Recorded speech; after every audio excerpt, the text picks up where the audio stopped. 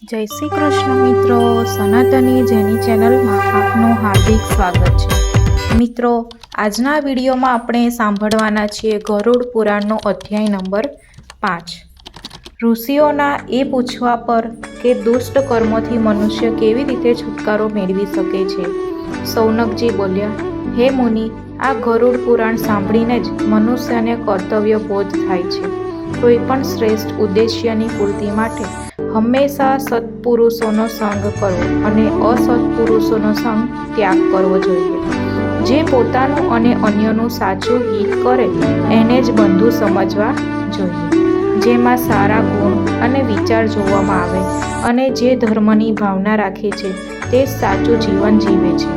જેનું ધન નષ્ટ થઈ જાય છે તે ઘરબાર ત્યાગીને તીર્થ સેવન માટે ચાલ્યા જાય છે, પણ જે સત્ય અને ધર્મથી ભ્રષ્ટ થઈ જાય છે તે રૌરવ નરકમાં જાય છે।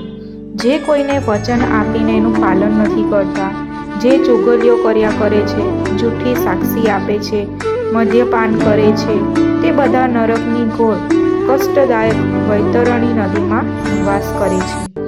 કોઈના ઘરમાં આગ લગાવવાવાળા, ઝેર આપવાવાળા, ખુદ દાન કરીને પછી એનું અપહરણ કરવાવાળા વ્યક્તિ પણ વૈતરણીમાં મહાકષ્ટ મેળવે છે। જે કૃપણ છે, નાસ્તિક છે, શૂદ્ર સ્વભાવવાળા છે, જે હંમેશા ક્રોધ કરતા રહે છે, ખુદ પોતાની જ વાતને પ્રમાણ બતાવવાવાળા અત્યંત અહંકારી છે, કૃતજ્ઞ, વિશ્વાસઘાતી, તે બધા વૈતરણી નદીમાં દીર્ઘકાળ સુધી નરકીય સ્થિતિમાં પડેલા રહે છે। આ સાંભળીને ઋષિઓએ કહ્યું, હે સૂતજી, તમે અમને લોકોને એ બતાવો કે એવા કયા દેવ છે જેમનું ધ્યાન કરવું જોઈએ। આ જગતનું સર્જન, પાલન અને સંહાર કરવાવાળું કોણ છે? પરમ પૂજ્ય એ દેવનું સ્વરૂપ કેવું છે? આ જગતનો સર્ગ કયા પ્રકારથી માનવામાં આવ્યો છે? તે સર્વોપરી વિરાજમાન સર્વેશ્વર કયા વ્રતો દ્વારા પરમ પ્રસન્ન તેમાં સંતુષ્ટ થયા કરે છે અને કયા યોગથી પ્રાપ્ત કરી શકાય છે? સર્વેશ્વરના કયા કયા અવતાર હોય છે અને કયા પ્રકારથી એમની વંશ વગેરેની ઉત્પત્તિ થયા કરે છે? ચારેય વર્ગો અને ચારેય આશ્રમોના પ્રવર્તક કોણ છે? આના પર સૌનકજીએ વ્યાસ અને બ્રહ્માનો સંવાદ સંભળાવ્યો। વ્યાસે બ્રહ્માજીથી કહ્યું હતું કે, હે બ્રાહ્મણ, પહેલા હરિ ભગવાને બધાથી મહાન અર્થવાળ ગરુડ પુરાણને દેવોની સાથે શિવજીને કેમ સંભળાવ્યું હતું? ત્યારે બ્રહ્માજીએ વ્યાસથી કહ્યું, એક વખત હું સમસ્ત દેવોને સાથે લઈને કૈલાસ પર્વત પર ગયો હતો। ત્યાં પર મેં પરમ પદના ધ્યાનમાં સ્થિત ભગવાન રુદ્રદેવના દર્શન કર્યા હતા। અમે લોકોએ એમને નમસ્કાર કરીને એમનાથી પૂછ્યું હતું, હે ભગવાન શંકર, તમે કયા દેવનું ધ્યાન ધરી રહ્યા છો? કેમ કે તમારાથી અન્ય કોઈ દેવ મોટા નથી? મારા આ પ્રશ્નનો ઉત્તર રુદ્રદેવે આપતા કહ્યું હતું, હું એ પરમાત્મા વિષ્ણુનું ધ્યાન ધર્યા કરું છું જે બધું જ પ્રદાન કરવાવાળા, સર્વત્ર ગમન કરવાવાળા, સમસ્ત પ્રાણીઓના હૃદયમાં સ્થિત અને સર્વ સ્વરૂપ છે। હે પિતામહ, ભસ્મથી સંપૂર્ણ શરીરને મલ કરીને માથા પર જટા ધારણ કરવાવાળા મારા એ જ ભગવાન વિષ્ણુની આરાધના કરવાની પ્રવૃત્તિ છે। સમસ્ત ભૂલોના પ્રભુ ભગવાન નારાયણ છે। એમનામાં મણિઓની જેમ આ સંપૂર્ણ વિશ્વમાં સ્થિત રહ્યા છે અને તેઓ જ આ સૃષ્ટિમાં ગુણભૂત થઈને પ્રવેશ કરે છે। તે ઋતુ, એકાક્ષર બ્રહ્મ અને સત અથવા અસત્યથી પણ પરે છે, જેની અર્ચના આ બધા યક્ષ, રાક્ષસ અને કિન્નર કર્યા કરે છે। અગ્નિ જેમનું મુખ છે, દિવલોક જેમનું મુદ્રા છે, આકાશ નાભી, ચરણ ક્ષિતિજ, ચંદ્ર અને સૂર્ય જે પરમાત્માના બંને નેત્ર છે, હું એ જ દેવનું સતત ધ્યાન તેમજ ચિંતન કર્યા કરું છું। એના પછી ભગવાને યોગના વિષયમાં કહ્યું। શ્રી હરિએ કહ્યું, એના અંતર હવે હું પરમ યોગના વિષયમાં બતાવું છું। હે મહેશ, એ યોગને હવે તમે સાંભળો। ભગવાન વિષ્ણુ સંપૂર્ણ પ્રકારના પાપોના વિનાશ કરવાવાળા, બધાના ઈશ્વર અને અનંત અને પગ્ન વિભુ ભૂમિ રહિત છે. તેઓ જ વાસુદેવ, જગન્નાથ અને બ્રહ્માત્મા છે. આ જ દેહધારીઓમાં સ્થિત થઈને રહીને નિત્ય છે. બધા પ્રકારના દેહોથી પૃથક છે. એમણે બતાવ્યું હતું કે હું દેહના બધા પ્રકારના ધર્મોથી રહિત તેમ ક્ષર તથા અક્ષરથી વિહિત છું. 6 પ્રકારોમાં સ્થિત રહેવાવાળા આ દૃષ્ટા, શ્રોતા, ધ્રાતા, ઇન્દ્રિયોની પહોંચથી પરે છું. એમના ધર્મોથી રહિત થઈને સર્જન કરવાવાળા અને નામ તેમજ ગોત્રોથી રહિત છું. મનમાં સ્થિત રહેવાવાળા મહાદેવ છું, પરંતુ ખુદ મનથી અપરિવર્તિત રહેવાવાળો છું. મનમાં જે કંઈ ધર્મ હોય છે એ બધાથી રહિત છું અને હું વિજ્ઞાન તથા જ્ઞાનનું સ્વરૂપ છું. હું બધું જ બાંધી રાખવાવાળો, બુદ્ધિમાં સ્થિત, બધાનો સાક્ષી છું, અર્થાત જોવાવાળો હોવા છતાં ખુદ બુદ્ધિથી રહિત છું. જે લોકો પોતાના મનમાં આવું ધ્યાન કરીને યોગ કરે છે તેઓ પરમ પદને પ્રાપ્ત થાય છે. એના પછી પ્રભુએ બતાવ્યું કે આ જાણી લેવું જોઈએ કે યજન કરવું, યજ્ઞ કરવું, દાન લેવું, બ્રાહ્મણને દાન આપવું, વેદશાસ્ત્રનો અભ્યાસ કરો તથા અધ્યાપન કરો આ દ્વિજના શ્રેષ્ઠ ધર્મ હોય છે. દાન આપો, અભ્યાસ કરો અને યજ્ઞ ધર્મ કરો આ ક્ષત્રિય અને વૈશ્યના કર્મ છે. ક્ષત્રિયનું કર્મ દંડ આપો તથા વૈશ્યનું કર્મ કૃષિ કરવી જ યોગ્ય કહેવામાં આવે છે. બ્રાહ્મણ, ક્ષત્રિય અને વૈશ્ય આ દ્વિજાતિઓની સેવા કરવી જ શુદ્ધોનો ધર્મ સાધન કર્મ હોય છે અને શૂદ્રોના કર્મ અને ધર્મ યજ્ઞની જીવિકાનું સાધન હોય છે.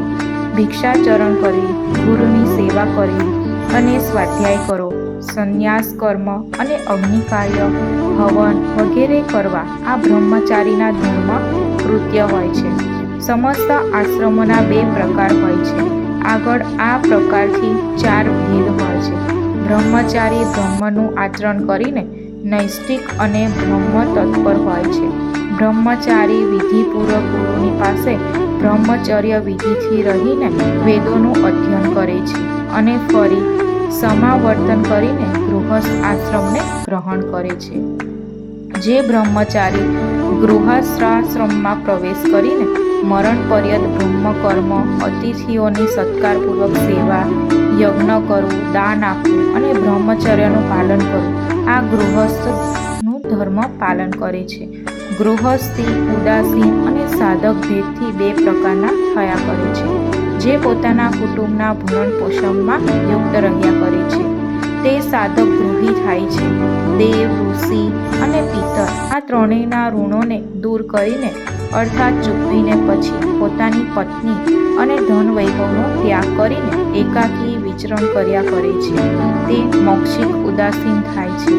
વનમાં નિવાસ કરવાવાળાનો આ ધર્મ હોય છે કે ભૂમિમાં શયન કરે, વનમાં ફૂલ અને ફળોનું ભોજન કરે, સ્વાધ્યાય કરે, તપશ્ચર્યા કરે અને યથાન્યાત સંવિભાગ કરે. તપસ્યાથી જે અત્યંત નબળો થઈને સતત ધ્યાનમાં જ પરાયણ રહે અને વાનપ્રસ્થ આશ્રમમાં રહેવાવાળા સંન્યાસી જ સમજવા જોઈએ. જે પુરુષ આત્મામાં જ રતિ રાખવાવાળો, નિત્ય તૃપ્ત, સમ્યક તથા ચંદન સંપન્ન મહામુનિ હોય છે તે યોગ ભિક્ષુ કહેવામાં આવે છે. ભિક્ષા માંગવી, શાસ્ત્ર વાંચવું તથા વેદનું જ્ઞાન, મૌન વ્રત ધારણ કરવું, તપશ્ચર્યા, વિક્ષેપ રૂપથી ધ્યાન લગાવવું અને સારી રીતે જ્ઞાન તેમજ વૈરાગ્ય રાખવું આ જ ભિક્ષુનો ધર્મ કહેવામાં આવ્યો છે. એનું પાલન કરવાથી પરમ પદ મળે છે. સંન્યાસી 3 પ્રકારના હોય છે. કેટલાક તો જ્ઞાન સંન્યાસી હોય છે, અર્થાત જ્ઞાનના બળથી હૃદયમાં બધાનો પૂર્ણ ત્યાગ ભાવ રાખવાવાળા હોય છે. બીજા વેદ સંન્યાસી થયા કરે છે અને ત્રીજા પ્રકારના કર્મ સંન્યાસી હોય છે. યોગ પણ 3 પ્રકારના હોય છે. ભૌતિક યોગી, ક્ષત્ર યોગી અને ત્રીજા યોગી મૂર્તિ સમન્વિત અંત્યાશ્રમી હોય છે.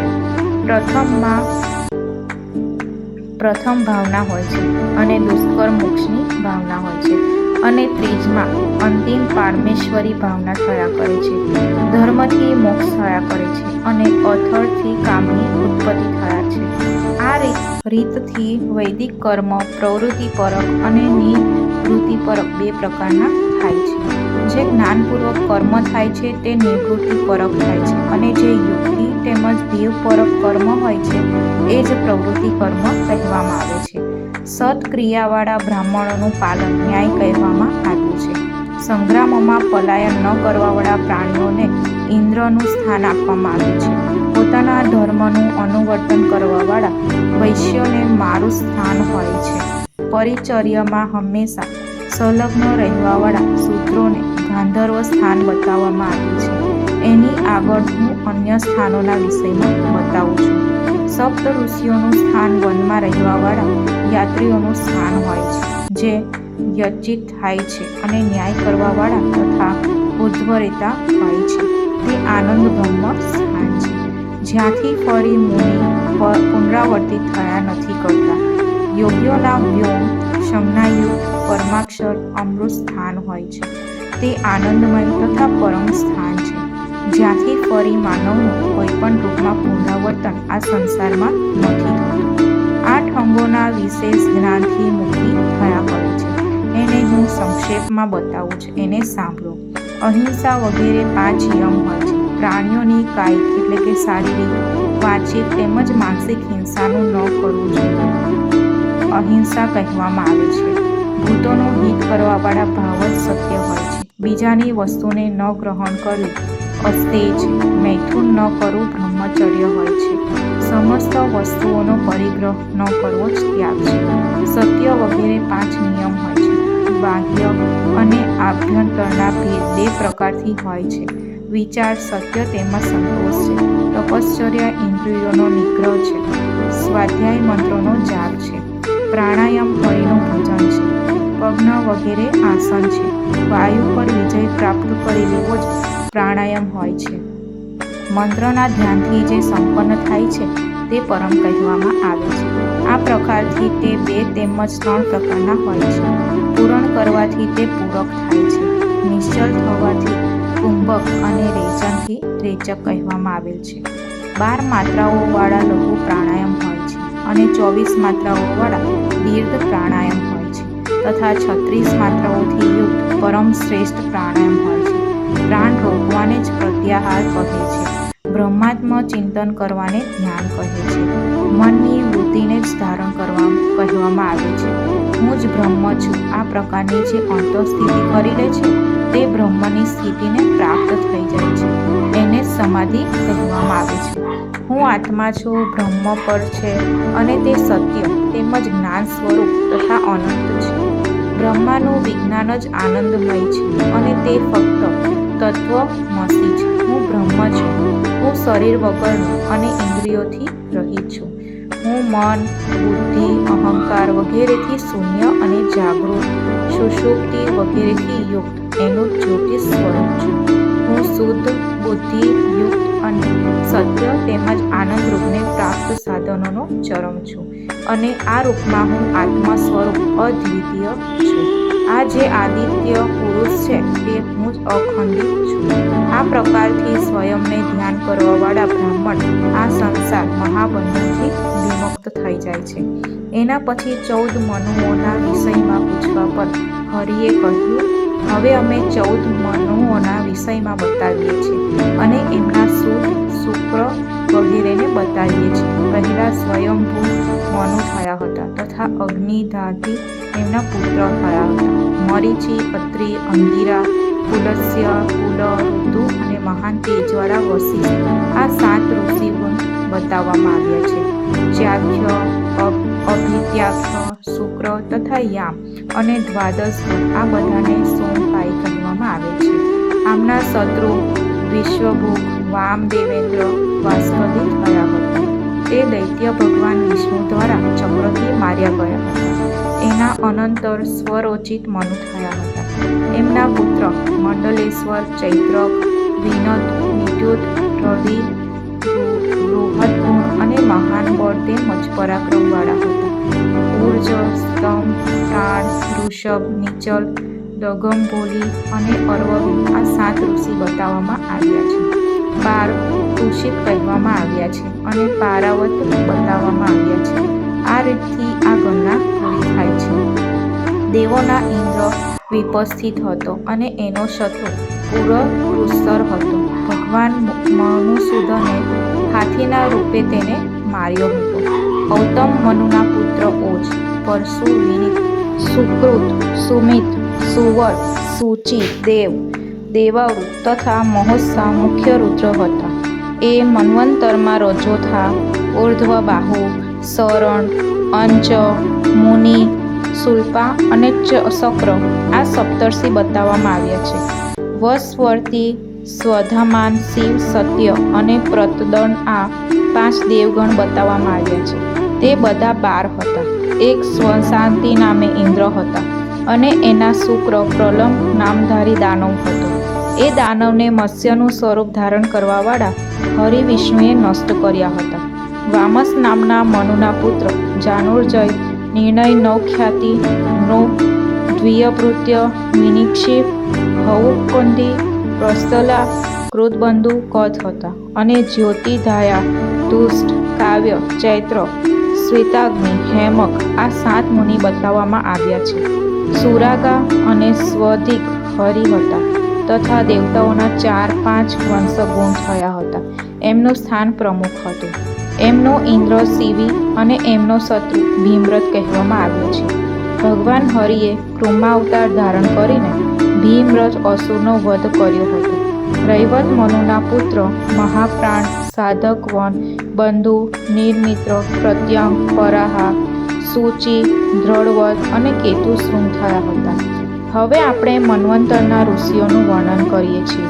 એમાં દેવશ્રી વેદબાહુ, ઊર્ધ્વ, હિરણ્ય, રોમા, પર્વજન્ય, સત્ય, નામા અને સ્વધામ હતા. અભૂત્રજ, દેવ, સ્વમેઘ, વૈકુંઠ અને અમૃત આ 4 દેવોના ગણ કહેવામાં આવે છે. આ ગણોમાં 14 સુર હતા. એમના પ્રતાપવાન વિભુ ઇન્દ્ર થયા હતા. એમનો શત્રુ શાંતાસુર થયો હતો અને આ દૈત્યને હંસરૂપધારી ભગવાન વિષ્ણુએ નષ્ટ કર્યો હતો. હવે અમે ચાક્ષુષ મન્વંતરના વિષયમાં બતાવીએ છીએ. ચાક્ષુષ મનુમાં પુત્ર ઉરુ, પુરુ, મહાબલ, સદ્ધુમન, તપસ્વી, સત્યબાહુ, કૃતિ, અગ્નિવિષ્ણુ, અતિરાત, શુદ્ધુમન તથા નય થયા હતા. એમાં જ હવિષ્માન, સુદનુ, શ્રીમાન, સ્વધામા, વિરજ, અભિમાન, સહિષ્ણુ અને મધુશ્રી ઋષિગણ બતાવવામાં આવ્યા છે. આ બધા ઋષિગણ પૂર્વવર્તી પરંપરામાં આવે છે. આમાં આર્યા, પ્રસૂતા, ભાવ્ય, લેખા અને પૃથુક આ દેવોના 5 ગણ કહેવામાં આવ્યા છે. એમના મનોજવ ઇન્દ્ર હતા અને ઇન્દ્રના શત્રુ મહાભુજ, મહાકાળ થયા હતા. ભગવાન હરિએ એનો વધ લોકોના ધારણ કરવાવાળા અશ્વનું સ્વરૂપ ધારણ કરીને કર્યો હતો. હવે વૈવત્સવ મન્વંતરને બતાવવામાં આવે છે.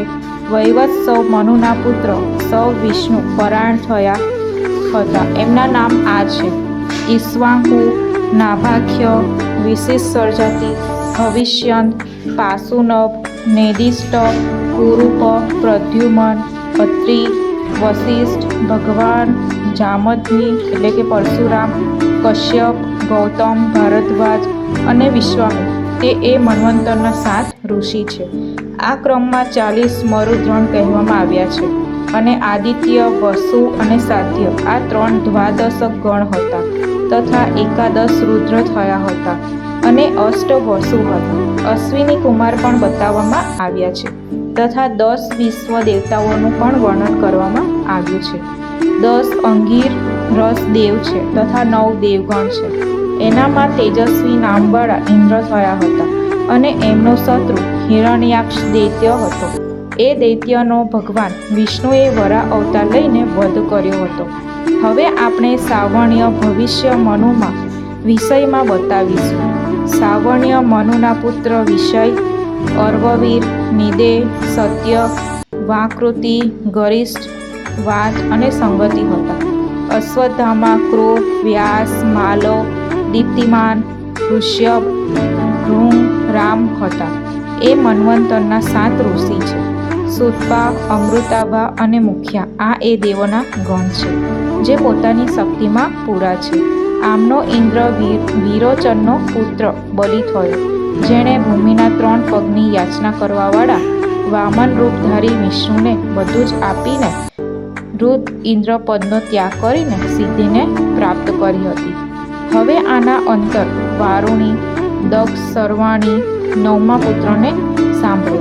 આ બધા દૃષ્ટિ, કેતુ, દીપ્તિકેતુ, પંચહસ, નિરાકૃતિ, પૃથુસ્રવા, રુચિક, બૃહતોગુણ, મેઘાતિથિ, ઋતિ, સબલ અને વાસુ હતા.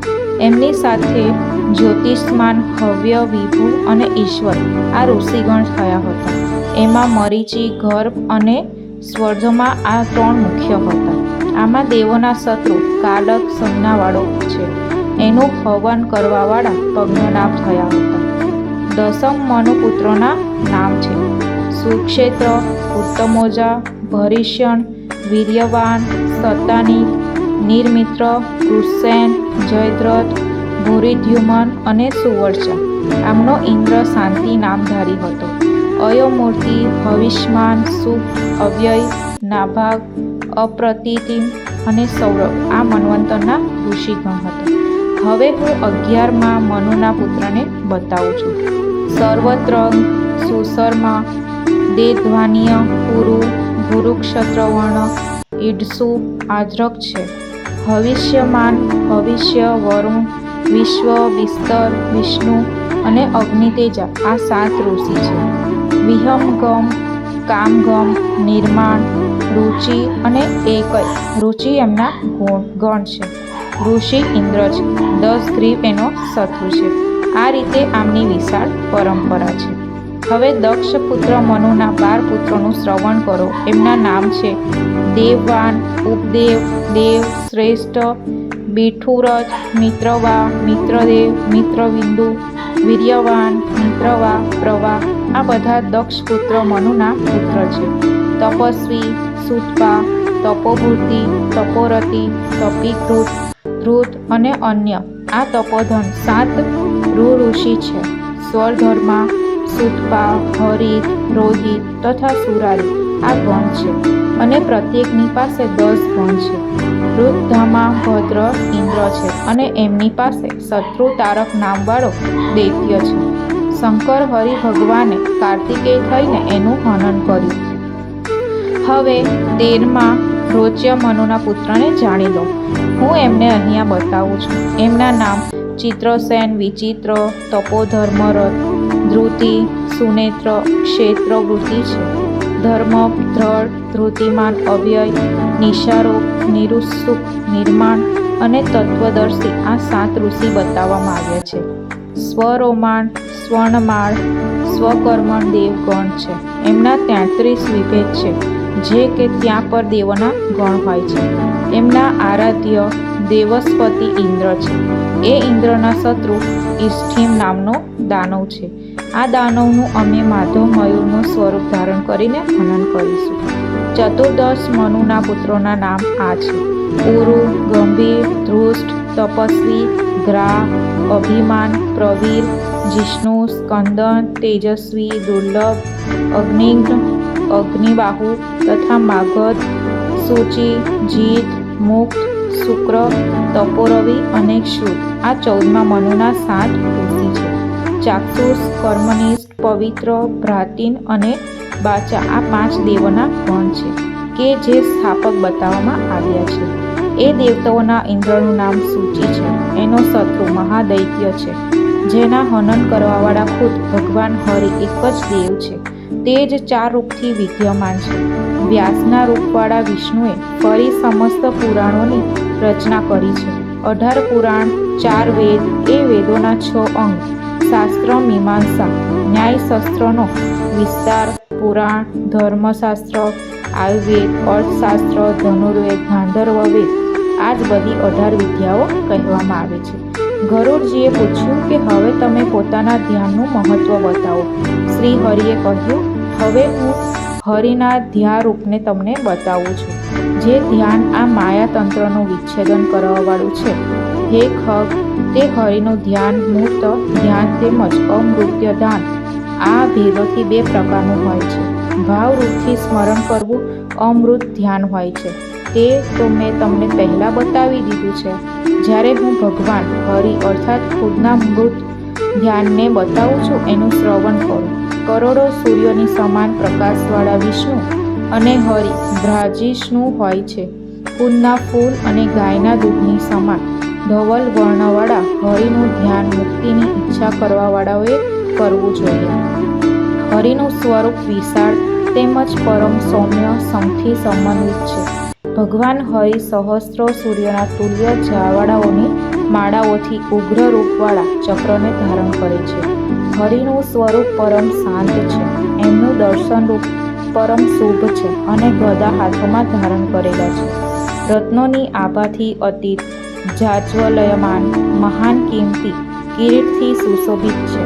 વનમાળાધારી શુભ્ર સમાન અંશોથી યુક્ત અને સુવર્ણથી ભૂષણોના શોભિત શ્રી હરિ જ રહે છે. પદ્માસન પર બિરાજમાન પરમ સુંદર વસ્ત્રોને ધારણ કરીને શુદ્ધ દેહવાળા અને સુંદર કાનોવાળા શ્રી હરિનું સ્વરૂપ છે. શ્રી હરિનું સંપૂર્ણ શરીર હિરણ્યમય છે. સુંદર હારને કારણે તેઓ ગળાને શોભિત કરવાવાળા શુભ અંગદોને પહેરવાવાળા છે. અણિમા મહિમા વગેરે ગુણોથી યુક્ત તથા સૃષ્ટિના સંહાર કરવાવાળા છે. ભગવાનનું મૂર્તિ સ્વરૂપ મહામુનિઓ દ્વારા ધ્યાન કરવા યોગ્ય છે. તેઓ અસુરો દ્વારા પણ ધ્યાન કરવા યોગ્ય છે અને દેવો દ્વારા પણ ધ્યેય છે. શ્રી હરિનું મૂર્ત સ્વરૂપ સંતાપોનો નાશ કરવાવાળું છે. તેઓ શરણાગતની રક્ષા કરવાવાળા, સુખ કરવાવાળા, સૌમ્ય સ્વરૂપથી યુક્ત અને મહાન ઈશ્વર છે. ભગવાન નારાયણ બધા લોકોના હિત સંપાદન કરવાવાળા, બધાના સ્વામી, બધાના સુખકર, પ્રિય, સૂર્યમંડળમાં સ્થિત, અગ્નિમાં સ્થિત અને જળમાં બિરાજમાન છે. વાસુદેવ પ્રભુ સંપૂર્ણ જગતનું ધ્યાન રાખવાવાળા, બધાના ધ્યાન કરવા યોગ્ય મુક્તિની ઈચ્છા કરવાવાળા વિષ્ણુ છે. હું જ વાસુદેવ હરિ છું. આ પ્રકારથી હરિનું આત્મરૂપથી ધ્યાન કરવું જોઈએ. જે લોકો આ ઉક્ત સ્વરૂપવાળા વિષ્ણુ ભગવાનનું આ રીતથી ધ્યાન કર્યા કરે છે તેઓ પરમોત્તમ ગતિને પ્રાપ્ત થાય છે. યાજ્ઞવલ્ક્ય મુનિએ પહેલાં આ પ્રકારથી સુરેશ્વર વિષ્ણુનું ધ્યાન કર્યું હતું. તેથી ધર્મના ઉપદેશ કરીને પરમ પદને પ્રાપ્ત થયા હતા. હે ઈશ્વર, જે મારા આ બનાવેલા ભગવાન વિષ્ણુનું ધ્યાન પઠન કર્યા કરે છે તે પણ પરસો પરમોત્તમ ગતિને પ્રાપ્ત કરી લે છે. એના ઉપરાંત શ્રી સુતજીએ કહ્યું, જે ધ્રુવ અર્થાત પરમ નિશ્ચિત પદાર્થોનો વિષયોનો ત્યાગ કરીને અધ્રુવોનું સેવન કરે છે એ પુરુષના ત્યાગ કરીને દેવાથી ધ્રુવ પણ નષ્ટ થઈ જાય છે અને જે અધ્રુવ છે તે તો ખુદ જ નષ્ટ બહુધા થાય છે. બોલવાના અંગથી કે શક્તિથી હીન પુરુષની વિદ્યા એ જ પ્રકારની થાય છે. જેમ કે કોઈ કાયર પુરુષના હાથમાં આપવામાં આવેલું શસ્ત્ર બેકાર થાય છે. જે રીતે જોવા યોગ્ય સ્ત્રી પણ કોઈ નેત્રાધનની દૃષ્ટિ કરતી નથી. ભોજનથી યોગ્ય પદાર્થોનું હોવું એ ભોજ્ય પદાર્થોના ભોજન કરવાની શક્તિનું રહેવું અર્થાત ખાવા તથા પાચનની શક્તિને મેળવવી, રમણીની સાથે રતિક્રિયા કરવાની શક્તિ, શ્રેષ્ઠ વરાંગનાનું મેળવવું, વૈભવનું મેળવવું અને દાન કરવાની શક્તિનું હૃદય વિદ્યમાન રહેવું. આ 6 વાતોને આ સંસારમાં પ્રાપ્ત કરવી અર્થાત આ બધી વાતો ઘણી તપશ્ચર્યાથી જ પ્રાપ્ત થયા કરે છે. વેદોના ફળ અગ્નિહોત્ર થાય છે. શુભનું ફળ શીલવૃત્તિનું થાય છે. દારાનું ફળ એ જ હોય છે કે તે રતિ ક્રીડામાં પુત્ર સમૂહપદ કરે છે અને ધનનું ફળ હોય છે કે દાન આપે અને એનો પૂર્ણ ઉપયોગ કરે. પ્રાજ્ઞ પુરુષને જોઈએ કે એવી કન્યાની સાથે વિવાહ સંબંધ કરે જે કોઈ સારા કુળમાં ઉત્પન્ન થયું, ભલે તે વિશેષ રૂપ લાવણ્યથી હીન પણ હોય. એ અર્થથી પણ શું લાભ છે જેની સંગતિ અનર્થમાં થાય છે. કોઈ શક્તિ છે કે સર્પની શિખાથી ઉત્પન્ન મણીને ગ્રહણ કરે. દુષ્ટ કુળથી પણ ગુણોનું ગ્રહણ કરી લેવું જોઈએ અને બાળકના મુખથી નીકળેલા સુભાષિતને પ્રાપ્ત કરી લે. અપવિત્ર સ્થાનમાં પણ પડેલા સુવર્ણને લઈ લે તથા સ્ત્રી રત્નને દુષ્કુળથી પણ ગ્રહણ કરી લેવું જોઈએ. મનુષ્યને જોઈએ કે તે કુળને ભક્તમાં નિયોજિત કરે, પુત્રને વિદ્યામાં નિયોજિત કરે, શત્રુને વ્યસનમાં નિયોજિત કરે અને ઇષ્ટને ધર્મમાં નિયોજિત કરે. નોકરો અને આભરોને યોગ્ય રૂપોમાં અર્થાત સમુચિત સ્થાનોમાં જ પ્રયુક્ત કરવા જોઈએ. પુષ્પોના સ્તવક એટલે કે ગુચ્છની જેમ મનસ્વીની બે ગતિ થયા કરે છે. કાં તો સમસ્ત લોકોના મસ્તક પર આ રહે છે અથવા શૌર્યથી પતિત થઈને જીવનમાં જ પતિત થઈ જાય છે. કાનના ભૂષણથી સંગ્રહણ કરવા યોગ્ય મણી જો પગમાં બાંધી દેવામાં આવે છે તો શું મણી ત્યાં શોભા નથી આપ્યા કરતું? પ્રત્યુત ત્યાં તો એના યોજિત કરવાવાળાની જ બુરાઈ થાય છે. મસ્તક પર ધારણ કરવાવાળા આભૂષણ પગમાં ધારણ કરવા પર શોભા નથી આપતું. ચૂડામણીને જો કોઈ પગમાં ધારણ કરે તો એનાથી એની શોભામાં ફરક નથી પડતો, પરંતુ ધારણ કરવાવાળાની મૂર્ખતાને પ્રગટ કરે છે. બીજાનો અપકાર કરવામાં ક્યારેય ચિંતન ન કરવું. ધનના પ્રયોગ કરવાના કાર્યો, વિદ્યાના આગમ કાર્યો, આહાર અને વ્યવહારમાં મનુષ્યને હંમેશા લજ્જાને ત્યાગી દેવાવાળા રહેવું જોઈએ. જે સ્થાન પર ધન સંપન્ન પુરુષ, ક્ષોત્રિય રાજા, નદી પર કે જ્યાં વૈદ્ય ના હોય ત્યાં ક્યારેય ના જ રહેવું જોઈએ. લોક, યાત્રા, ભય, લજ્જા, દક્ષિણા અને દાનશીલતા આ 5 જ્યાં પણ વિદ્યમાન ના હોય ત્યાં પર તો એક દિવસ પણ રહેવું ના જોઈએ. સમયનો જ્ઞાતા, જ્યોતિષી, ક્ષોત્રિય, રાજા, નદી અને સાધુ આ 5 જે સ્થાન પર ન હોય ત્યાં ના રહેવું જોઈએ. હે સૈનક, બધી વાતો બધા પુરુષની નથી જાણ્યા કરતા, કેમ કે સર્વજ્ઞ કોઈ નથી. એ પણ સત્ય છે કે બધી મૂરખ નથી હોતા. મિત્રો, 5મો અધ્યાય આપણે કન્ટિન્યુ કરીશું નેક્સ્ટ વિડીયોમાં. ત્યાં સુધી જય શ્રી કૃષ્ણ. ધન્યવાદ બધાને. જો તમે ચેનલને સબસ્ક્રાઈબ ના કરી હોય તો સબસ્ક્રાઈબ કરવા વિનંતી તથા લાઈક અને શેર કરજો.